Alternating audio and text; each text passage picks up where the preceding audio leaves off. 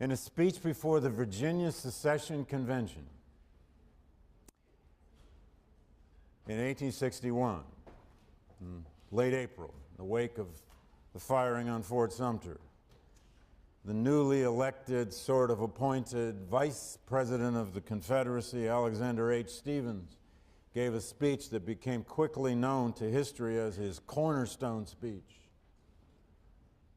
This is spring 1861. Alexander H. Stephens, a Georgian, a slaveholder, an old friend and colleague of Abraham Lincoln's, ironically, said the cornerstone of the Confederacy, the cornerstone of their political movement, was what he called American Negro slavery. It was the cornerstone on which they had founded their revolution. The quote goes on, "As a race, the African is inferior to the white man. Subordination to the white man is his normal condition. He is not his equal by nature and cannot be made so by human laws or human institutions.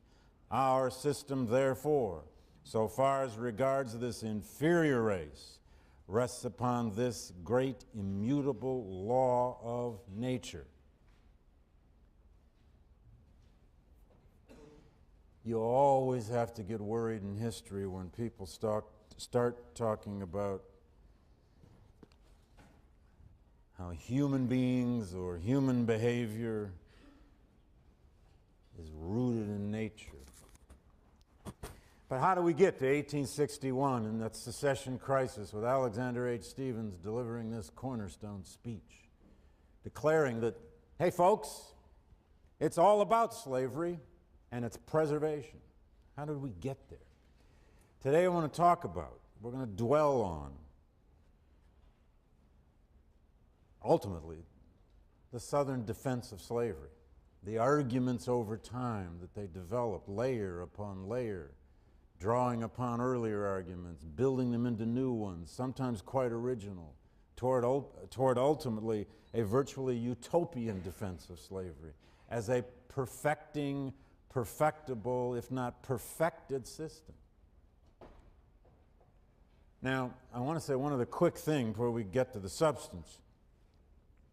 1,000 times in 1,000 ways, anybody who studies the American Civil War period is inevitably asked, so what caused this war? That's, of course, the question of the first third of this course. So what caused it? Yesterday on M.L. King Day, I had the privilege of being on at least 4 radio programs about this new book I have out called A Slave No More. Some of them quite terrific. Minnesota Public Radio does a fabulous hour-long program. But one of them was on a Nashville, Tennessee radio station on a program at 5:30 p.m. called Drive Time. And the host was Harry or Pete or whoever he was. I've been on too many of these. First question was, so Professor, what was the Civil War about? Now do that in a soundbite on a Nashville radio station when you got 2 minutes to answer. Well, Pete, you see, there was this free labor system and this slave labor system, blah, blah, blah, blah. I tried to soundbite this, and I ended up saying something silly like, you know, Pete, I'm teaching a whole course on this.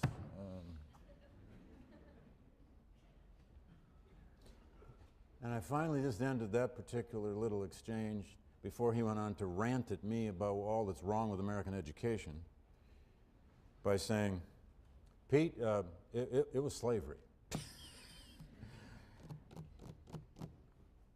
And Alexis de Tocqueville's Great Democracy in America, which he published in 1831, or he published in 1837 after his famous 9-month tour of the United States, the most famous book, travel book ever written about America by a foreigner. In Democracy in America, there's that famous passage, or passages, when Tocqueville crosses the Ohio River from Ohio into Kentucky, from free soil into slave soil, free state into a slave state. Tocqueville, you may know, didn't spend a great deal of time in the South, though he traveled all across the South. He spent at least two-thirds of his, more than about three-quarters of his time in the northern states. But when he crossed into Kentucky, he wrote this letter to his father. For the first time, this is, of course, the French aristocrat de Tocqueville. For the first time, we have had the chance to examine the effect that slavery produces on a society. On the right bank of the Ohio, everything is activity, industry, labor is honored. There are no slaves. Pass to the left bank, and the scene changes so suddenly that you think yourself on the other side of the world. The enterprising spirit seems gone. There, work is not only painful, it's shameful, and you degrade yourself in submitting yourself to it. To ride, to hunt, to smoke like a Turk to smoke like a Turk in the sunshine. There's the destiny of the white man. To do any other kind of manual labor is to act like a slave. Now, Tocqueville was, of course, responding from his own kind of French aristocratic heart to some extent. He was drawn in a bit to certain kinds of Southern charm. The whites, he said, of the South, form a veritable aristocracy, which combines many prejudices with high sentiments and instincts. He probably overjudged the scale of that aristocracy. They say, and I am much inclined to believe, said Tocqueville, that in the matter of honor, these men practice delicacies and refinements unknown in the North. They are frank, hospitable, and put many things before money. Oh, they'd have loved that.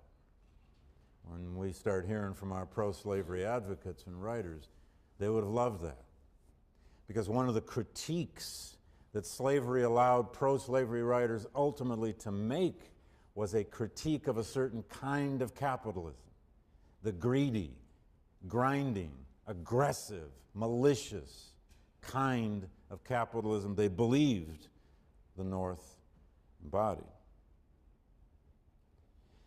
But charm alone didn't seem to make a great society, according to Tocqueville. You see few churches and no schools here in the South, he observed. Society, like the individual, seems to provide nothing. The South would end, he said, by being dominated by the North.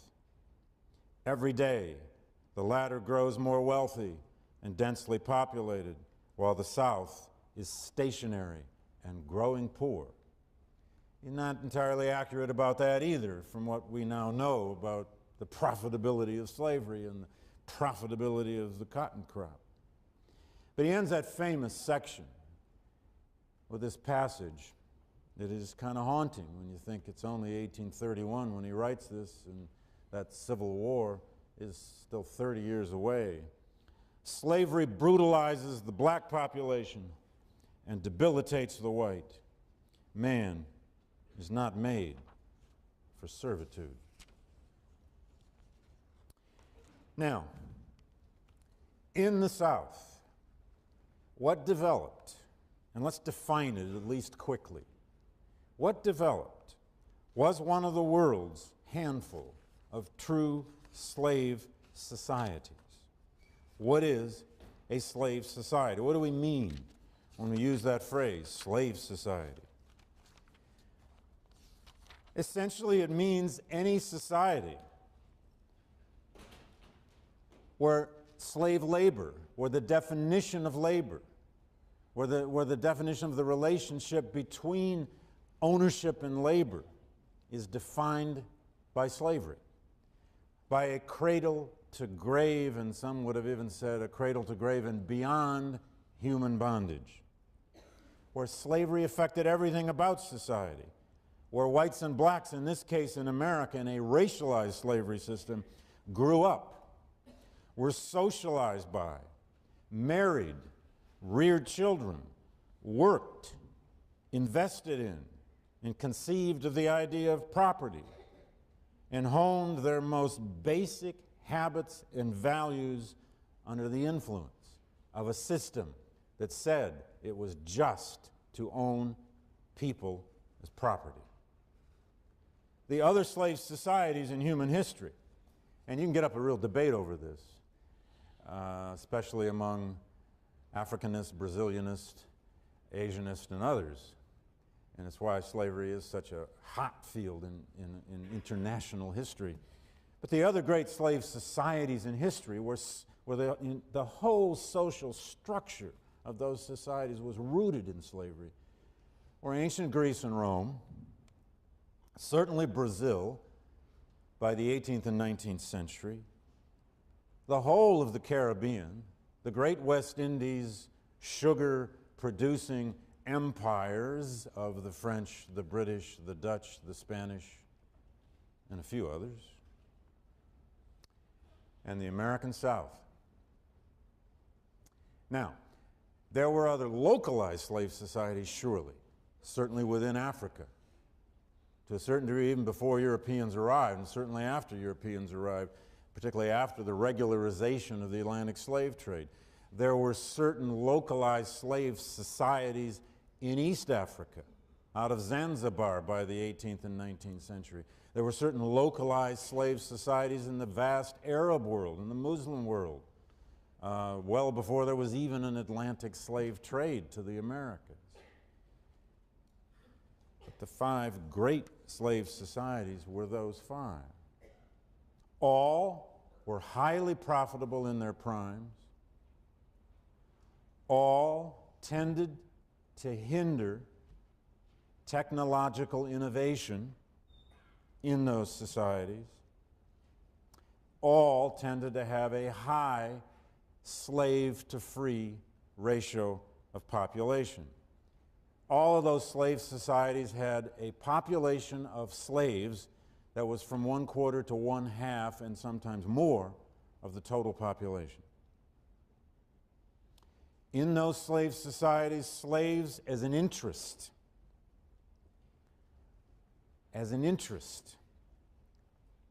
were both a political and a great economic institution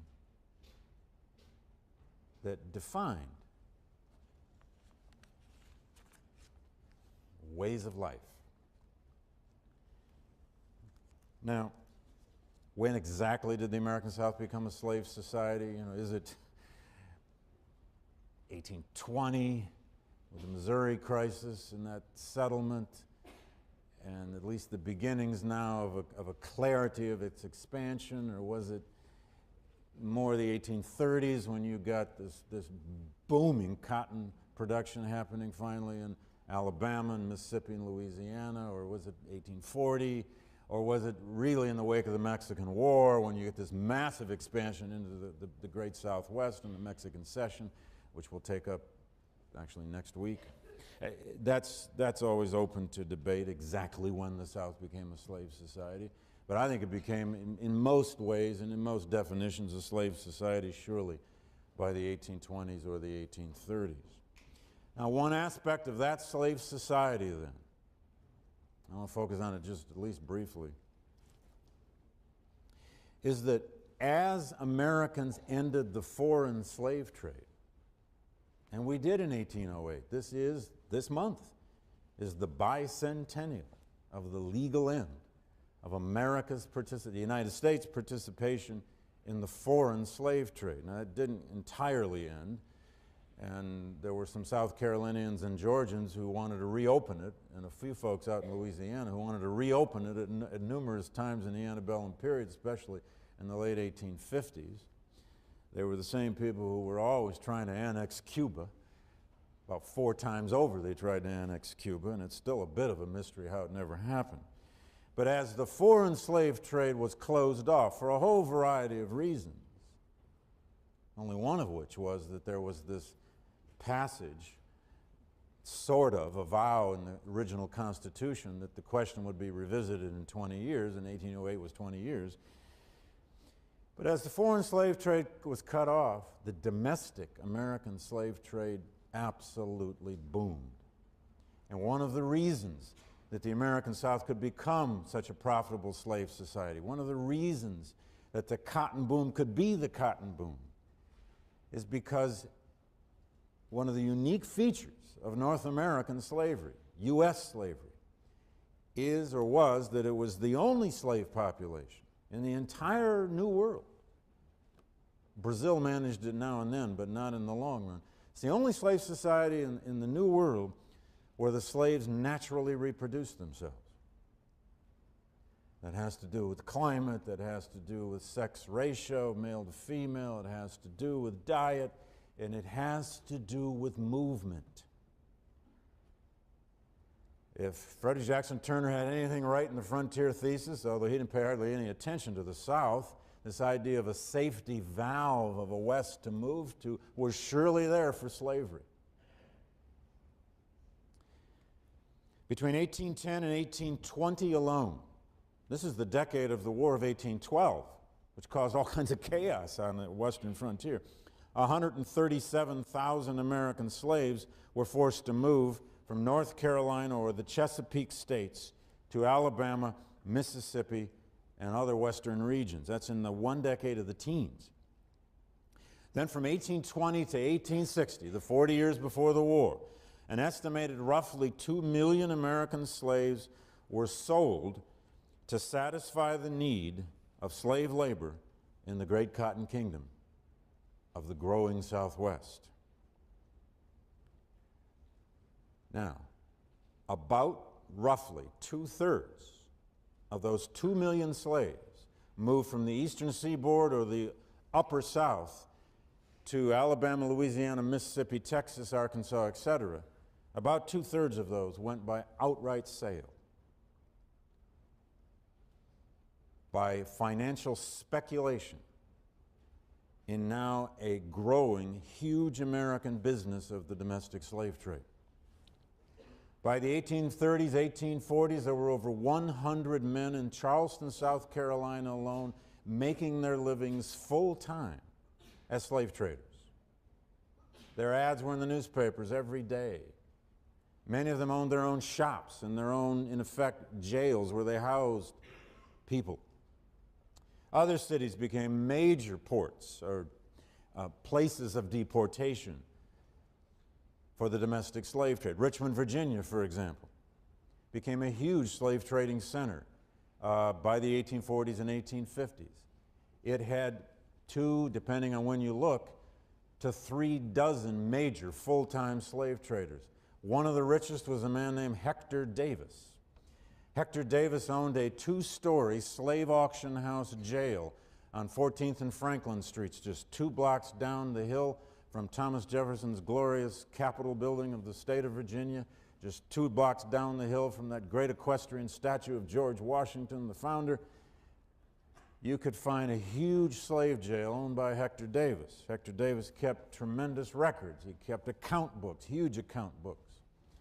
And one of those account books ended up in the Chicago Historical Society after the Civil War because it was confiscated by an Illinois regiment that took it home. And I worked with that account book because one of the 2 slaves I write about in this new book called A Slave No More, I published their 2 narratives, was indeed a young 14-year-old teenager sold out of North Carolina. From Snow Hill, North Carolina, he was sold in 1860 to Hector Davis in Richmond. Hector Davis purchased him for $900.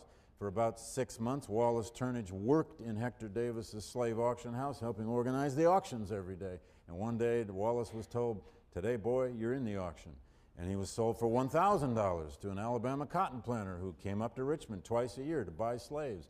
And 72 hours by train, he found himself on a huge cotton plantation near Pickensville, Alabama, in west central Alabama on the Mississippi border at 14 years old. More on Wallace Turnage later in the course. He'll be sold again, by the way, a 3rd time for $2,000 in Mobile, Alabama, at the Mobile slave jail. I calculated in Hector Davis's account book that the biggest week he had, and he had some big weeks, but he had a week in 1859 where he made a cool approximately $120,000 in profit just from selling slaves. I mean, the equivalent of a healthy teenage male slave, if you could sell him for $1,000 in 1860, it's about the same price of a good Toyota Camry today.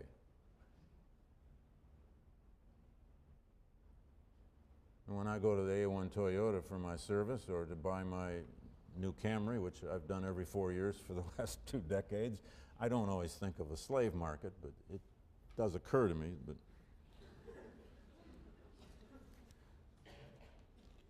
they just sell those Toyotas. They tell you, here's the price. We don't bargain.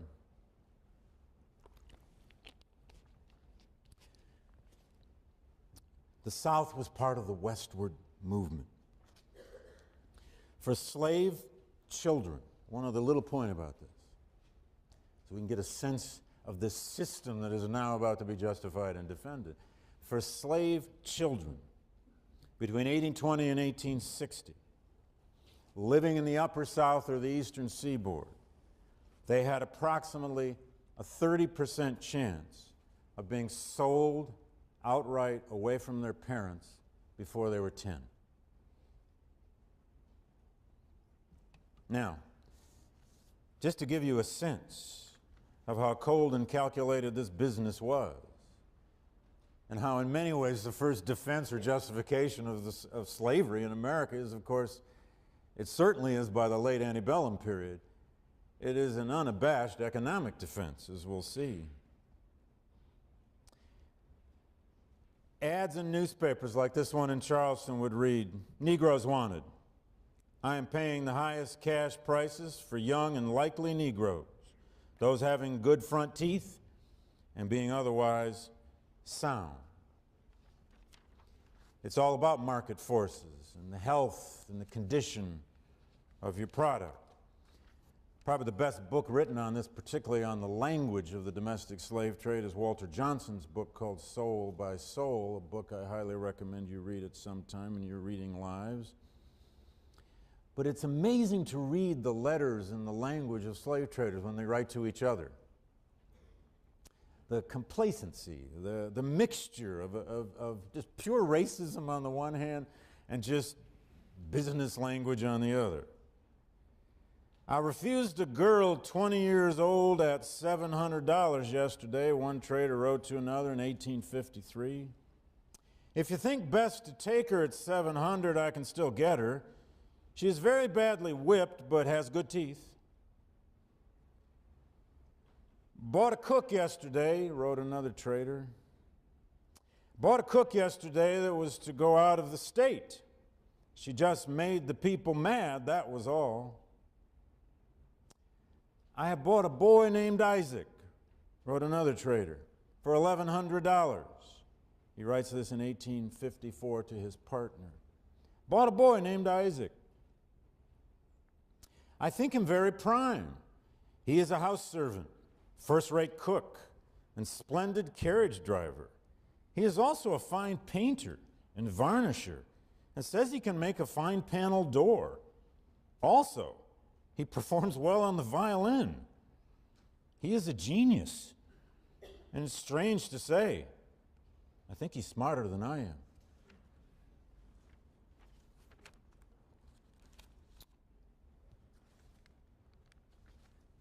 Truth always creeps through all of our language. Doesn't always, but sometimes creeps through our language, doesn't it? Now, how is slavery defended?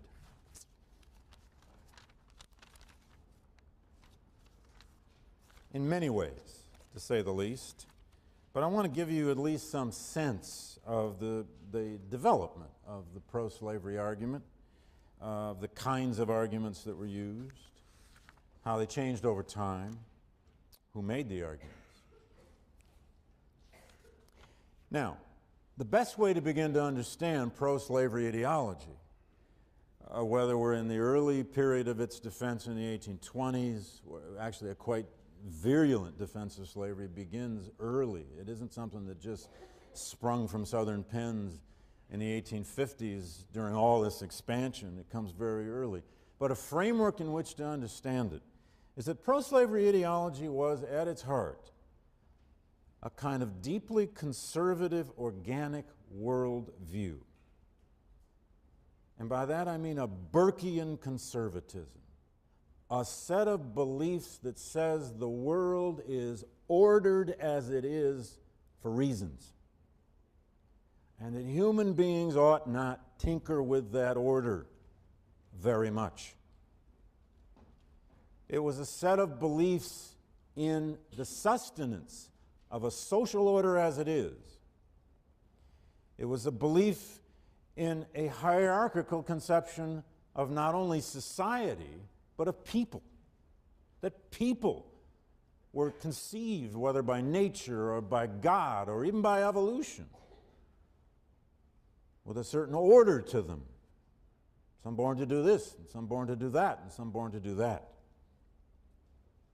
It's an organic conception of the world. It just is the way it is. It's natural. Remember back to Alexander H. Stevens' cornerstone quote.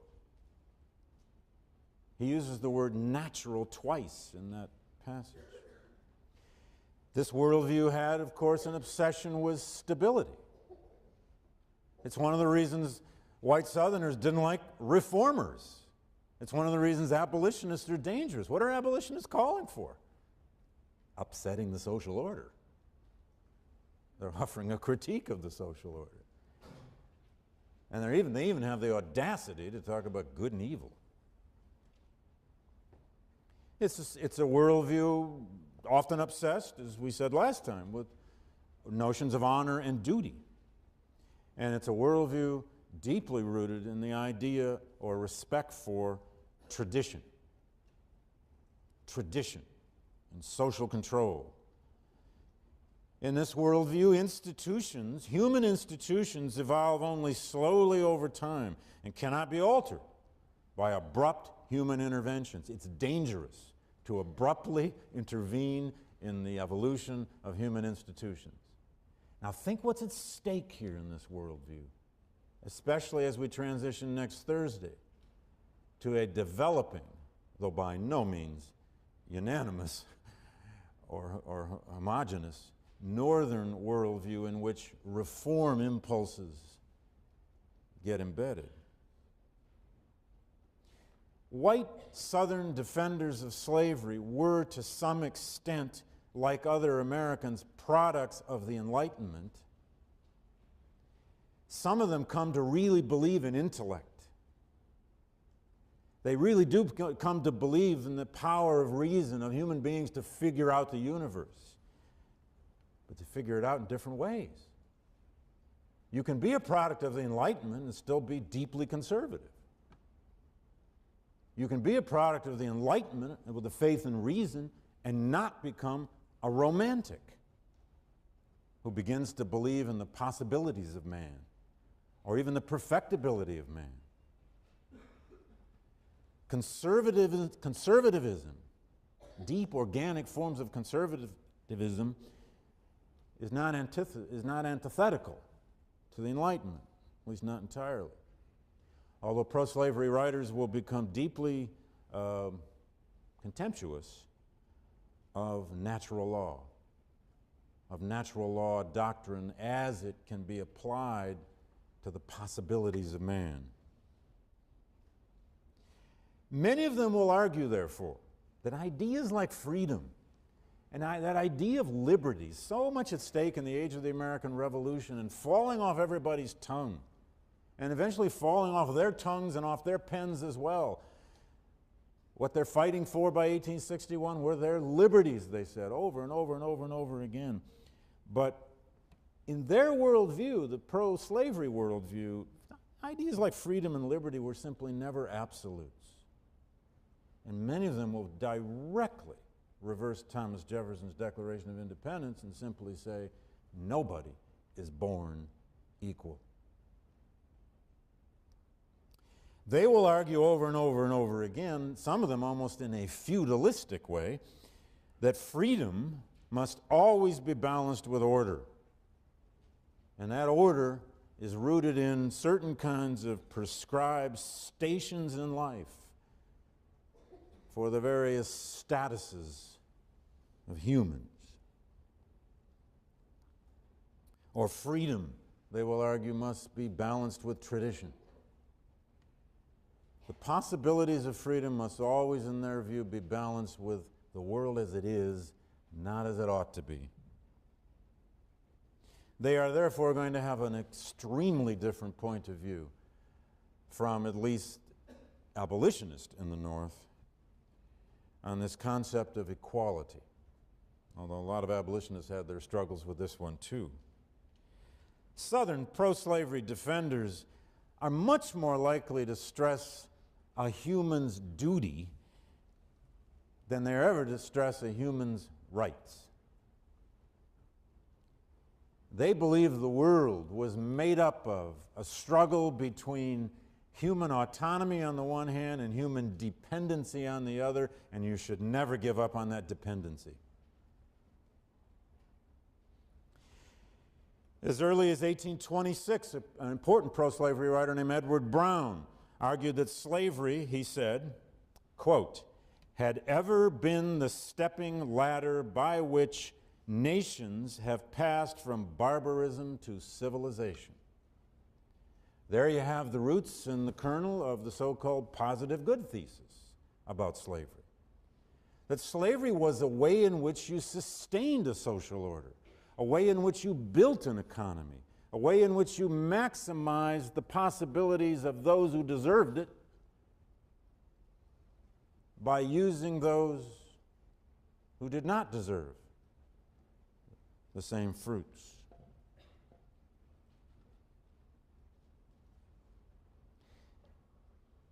Pro-slavery writers, you have to understand, and also often a fundamentally different conception of history itself, or of how history happens, than will many eventually northern anti-slavery writers, even eventually the political anti-slavery folks like an Abraham Lincoln, who was never a real abolitionist but did at least grow up with anti-slavery in his heart. Thomas R. Dew, very important pro-slavery writer, who wrote a whole book in the wake of the state of Virginia's debates in 1830 and 32, or 30 and 31 and 32, over whether to rewrite its constitution, and they squarely faced the question of a gradual abolition plan for the state of Virginia in 1831 and 32. They had been planning to rewrite their constitution, an extraordinary turning point in Southern history. The problem was, of course, Nat Turner's insurrection. It just occurred in October of 1831, and they held these debates in the wake of it. And Dew wrote a forceful defense of slavery in the wake of this, which became kind of a seminal text for all future pro-slavery writers. Among the many things he said in that was this simple sense of how history happens. There is a time for all things, wrote Dew, and nothing in this world should be done before its time. Now, what would you do if your parents told you that? They probably have. What would you do if your professors told you that all the time? Stop trying to change things. Nothing will change before its time. You'd probably get bored or angry. Oh, who knows? Maybe you would just agree. I don't know. Youth are supposed to be impatient.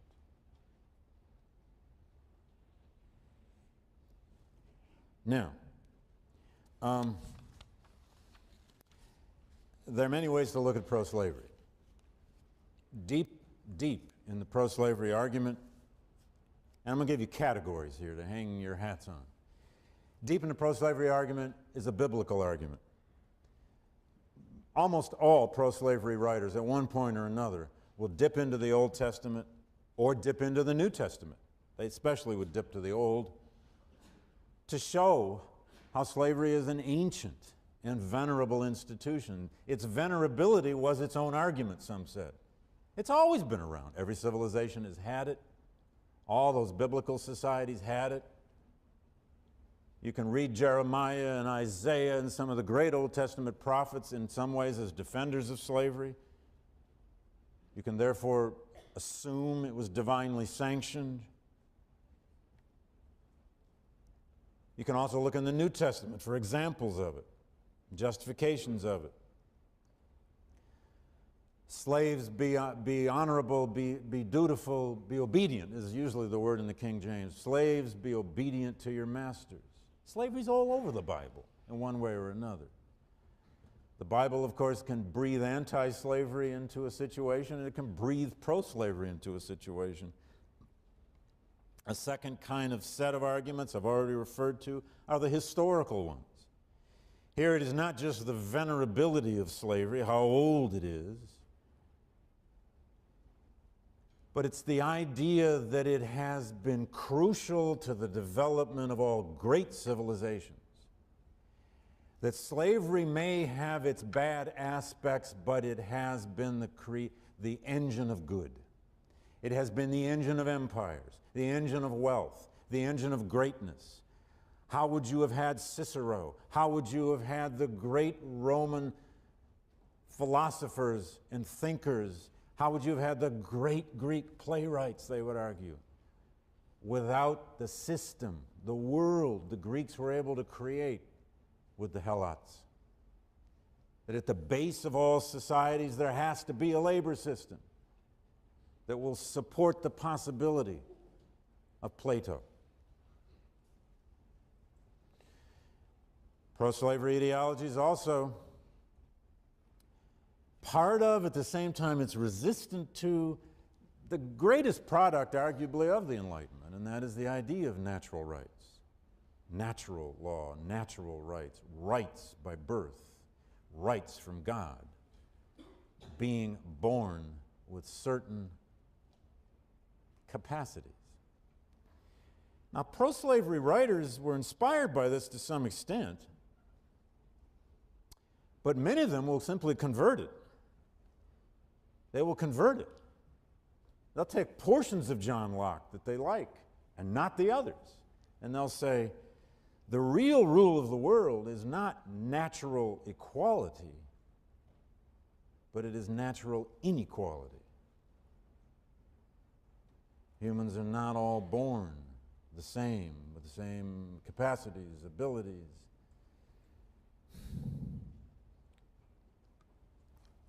Now,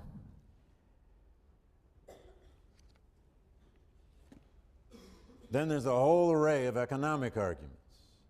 And the cynic, the economic determinist, simply goes to the economic conclusions of pro-slavery and nowhere else.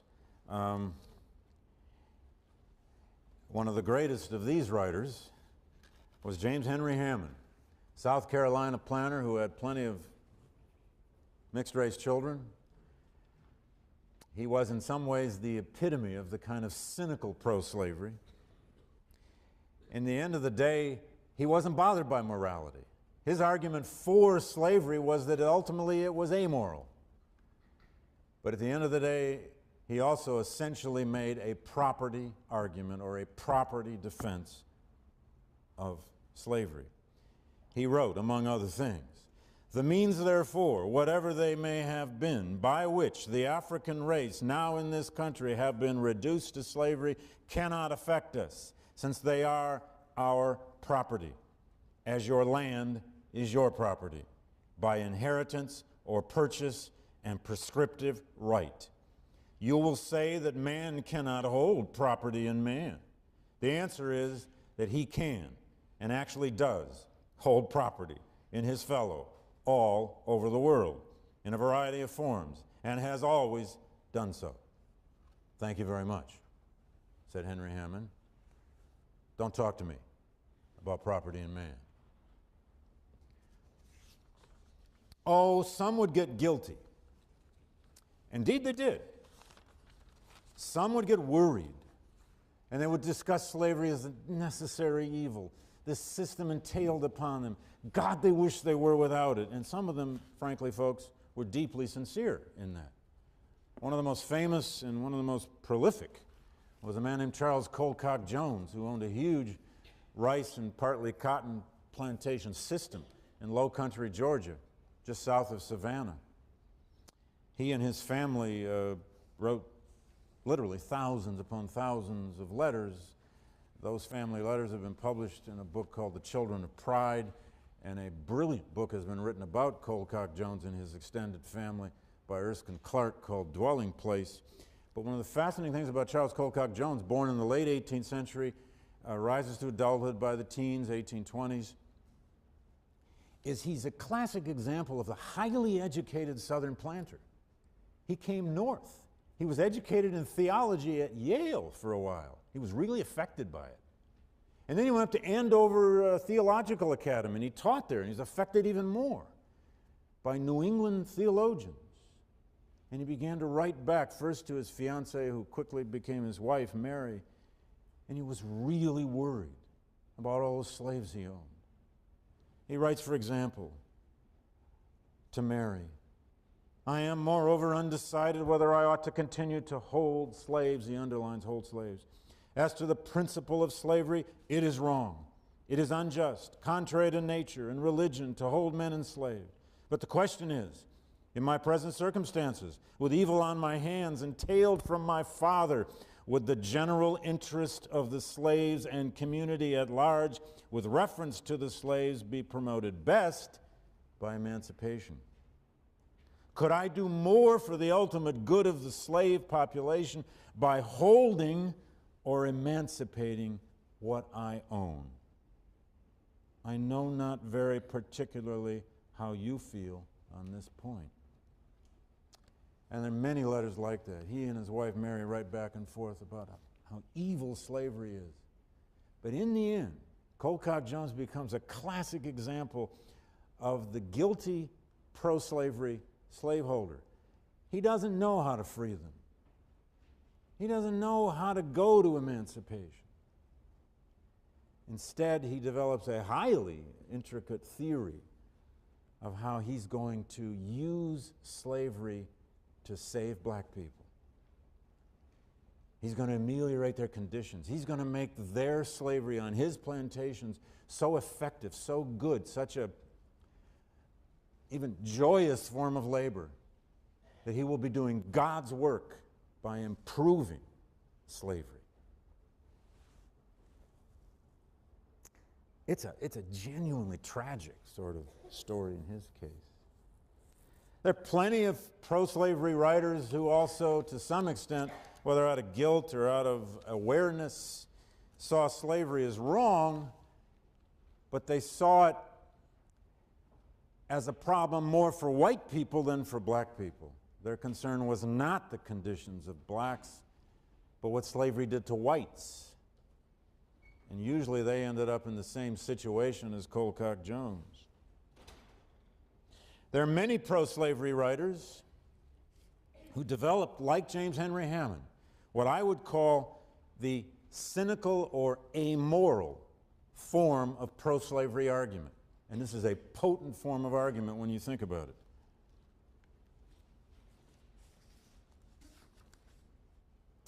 One of them was a writer named William Harper, who wrote a book called Memoir of Slavery in 1837 or 38. It's an oft-quoted work of pro-slavery writing. This is just one little passage. This is this kind of cynical, if you want, defense of slavery. It is what it is, deal with it. He wrote, "Man is born to subjection. The condition of our whole existence is but to struggle with evil, to compare them, to choose between them, evils, that is, and so far as we can to mitigate them. To say that there is evil in any institution is only to say that it is a human institution." And Harper's writing in the 30s. James Henry Hammond starts writing in the 40s and into the 50s. He takes that much further. And he writes over and over and over again that the only problem with slavery in America, said James Henry Hammond, is that too damn many Northerners didn't understand it is the way of the world as it is, and they ought to stop talking about the world as it ought to be. And Hammond even aggressively, directly took on Thomas Jefferson. Harper did, even before Hammond. Here's Harper on Jefferson. It is not the first time that I have had occasion to observe that men may repeat with the utmost confidence some maxim or sentimental phrase as self-evident or admitted truth, which is either palpably false or to which, upon examination, it will be found that they attach no definite idea.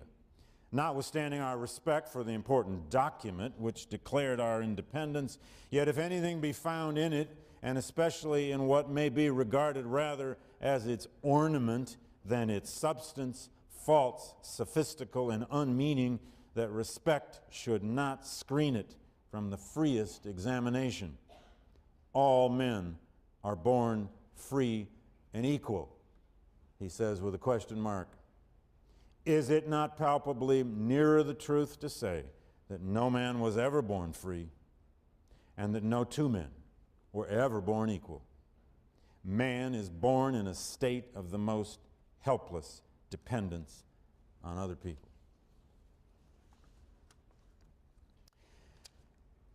And then there's the whole vast category of racial defense and justification of slavery. At the end of the day, that's where Alexander H. Stephens went with his cornerstone speech in 1861. It's where all of them went at one point or another, some less than others. Probably the most prominent pro-slavery writer to make the racial case, and they all did, but probably the most prominent was George Fitzhugh. In a book called Sociology of the South, he's also the same George Fitzhugh who wrote a book called Cannibals All, but in Sociology of the South, his famous pro-slavery tract in 1854, he wrote this. The Negro, he said, is but a grown-up child and must be governed as a child. The master occupies toward him the place of parent or guardian. Like a wild horse, he must be caught, tamed, and domesticated. We find slavery repeatedly instituted by God or by men acting under his immediate care and direction, as in the instance of Moses and Joshua. Nowhere in the Old or New Testament do we find the institution condemned, but frequently recognized and enforced. And probably his most famous line, men are not born entitled to equal rights. It would be far nearer the truth to say that some are born with saddles on their backs and others booted and spurred to ride them. And lastly, there was a kind of utopian pro-slavery. It was best exemplified by a writer in Mississippi named Henry Hughes. Henry Hughes was one strange duck. He lived in New Orleans. He was eccentric as hell. He wrote an amazing diary. He was a loner. He urged revival of the slave trade in the late 1850s, and he developed a theory of what he called warrantyism, W-A-R-R-A-N-T-E-E-I-S-M. He said slaves were not slaves, they were warranties. What he meant was they were the charges put in the world for slaveholders to care for, and if possible, even to protect and perfect. He believed in a strong central state, which was a real departure for him from the rest of the pro-slavery writers. He wanted a strong central government to regulate everything. He wanted huge taxation. He wanted to build institutions that would be used for the sole purpose of perfecting the slave into the perfect worker. He was a bit of a mad scientist, and he was especially obsessed with racial purity. His writings are just replete with his fears about hygiene, that if white and black people touched or if they came together, the whites would be soiled, and that any kind of intermixing of the races was to destroy ultimately the intellect, the ability, the capacity of a master race. He wasn't that widely read, I must admit, but it shows us how far pro-slavery could ultimately go. In Hughes's vision, in Hughes's worldview, slavery was not only a positive good, it was the possibility of man finding a perfected society with the perfect landowners, fulfilling their obligations, supported by a government who would tax the hell out of them to do it, and perfect workers would make the South into the agricultural utopian civilization of history. Now, clock says I've run out of time. Let me just leave you with this. All of that is a way of simply saying there was a deep and abiding and well-rehearsed, indeed thousands of pages were written in defense of slavery. It wasn't just a profitable financial institution. And if you want to understand why so many white Southerners, especially in the Deep South, went to such great extents to save their slave society, remember the kinds of arguments and language used by its defenders. Thursday we'll take up the North and the critique of this ideology. Start talking about how human beings or human behavior is rooted in nature. But how do we get to 1861 and that secession crisis with Alexander H. Stephens delivering this cornerstone speech, declaring that, hey folks, it's all about slavery and its preservation? How did we get there? Today I want to talk about, we're going to dwell on, ultimately, the Southern defense of slavery, the arguments over time that they developed layer upon layer, drawing upon earlier arguments, building them into new ones, sometimes quite original, toward ultimately a virtually utopian defense of slavery as a perfectible, if not perfected system. Now, I want to say one other quick thing before we get to the substance. 1,000 times in 1,000 ways, anybody who studies the American Civil War period is inevitably asked, so what caused this war? That's, of course, the question of the first third of this course. So what caused it? Yesterday on ML King Day, I had the privilege of being on at least 4 radio programs about this new book I have out called A Slave No More. Some of them quite terrific. Minnesota Public Radio does a fabulous hour-long program. But one of them was on a Nashville, Tennessee radio station on a program at 5:30 p.m. called Drive Time. And the host was Harry or Pete or whoever he was. I've been on too many of these. First question was, so Professor, what was the Civil War about? Now do that in a soundbite on a Nashville radio station when you got 2 minutes to answer. Well, Pete, you see, there was this free labor system and this slave labor system, blah, blah, blah, blah. I tried to soundbite this, and I ended up saying something silly like, you know, Pete, I'm teaching a whole course on this.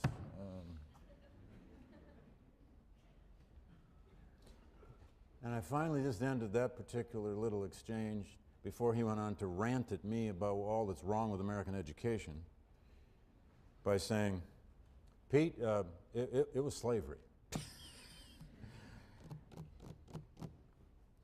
And Alexis de Tocqueville's Great Democracy in America, which he published in 1831, or he published in 1837 after his famous 9-month tour of the United States, the most famous book, travel book ever written about America by a foreigner. In Democracy in America, there's that famous passage, or passages, when Tocqueville crosses the Ohio River from Ohio into Kentucky, from free soil into slave soil, free state into a slave state. Tocqueville, you may know, didn't spend in a speech before the Virginia Secession Convention in 1861, in late April, in the wake of the firing on Fort Sumter. The newly elected, sort of appointed Vice President of the Confederacy, Alexander H. Stephens, gave a speech that became quickly known to history as his cornerstone speech. This is spring 1861. Alexander H. Stephens, a Georgian, a slaveholder, an old friend and colleague of Abraham Lincoln's, ironically, said the cornerstone of the Confederacy, the cornerstone of their political movement, was what he called American Negro slavery. It was the cornerstone on which they had founded their revolution. The quote goes on, "As a race, the African is inferior to the white man. Subordination to the white man is his normal condition. He is not his equal by nature and cannot be made so by human laws or human institutions. Our system, therefore, so far as regards this inferior race, rests upon this great immutable law of nature." You always have to get worried in history when people spent a great deal of time in the South, though he traveled all across the South. He spent, at least two-thirds of his, more than about three-quarters of his time in the northern states. But when he crossed into Kentucky, he wrote this letter to his father. For the first time, this is, of course, the French aristocrat de Tocqueville. For the first time, we have had the chance to examine the effect that slavery produces on a society. On the right bank of the Ohio, everything is activity, industry, labor is honored. There are no slaves. Pass to the left bank, and the scene changes so suddenly that you think yourself on the other side of the world. The enterprising spirit seems gone. There, work is not only painful, it's shameful, and you degrade yourself in submitting yourself to it. To ride, to hunt, to smoke like a Turk, to smoke like a Turk in the sunshine. There's the destiny of the white man. To do any other kind of manual labor is to act like a slave.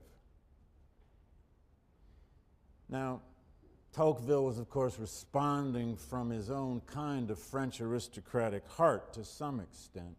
He was drawn in a bit to certain kinds of Southern charm. The whites, he said, of the South, form a veritable aristocracy, which combines many prejudices with high sentiments and instincts. He probably overjudged the scale of that aristocracy. They say, and I am much inclined to believe, said Tocqueville, that in the matter of honor, these men practice delicacies and refinements unknown in the North. They are frank, hospitable, and put many things before money. Oh, they'd have loved that. When we start hearing from our pro-slavery advocates and writers, they would have loved that. Because one of the critiques that slavery allowed pro-slavery writers ultimately to make was a critique of a certain kind of capitalism. The greedy, grinding, aggressive, malicious kind of capitalism they believed the North embodied. But charm alone didn't seem to make a great society, according to Tocqueville. You see few churches and no schools here in the South, he observed. Society, like the individual, seems to provide nothing. The South would end, he said, by being dominated by the North. Every day, the latter grows more wealthy and densely populated, while the South is stationary and growing poor. He's not entirely accurate about that either, from what we now know about the profitability of slavery and